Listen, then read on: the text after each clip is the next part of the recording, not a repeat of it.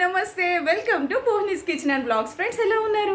నేనైతే బాగున్నానండి, మీరు కూడా బాగున్నారనుకుంటున్నాను. ఫ్రెండ్స్ ఈరోజు లంచ్ ఏం ప్రిపేర్ చేశాను ఏంటి చూపించేస్తాను. నేను కాదు, అమ్మ చేశారు. వంకాయ పచ్చడిలు మామిడికాయ.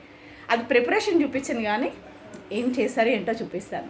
అంతకంటే ముందు మీరు నా ఛానల్ కొత్తగా చూస్తుంటే లైక్, షేర్ అండ్ సబ్స్క్రైబ్.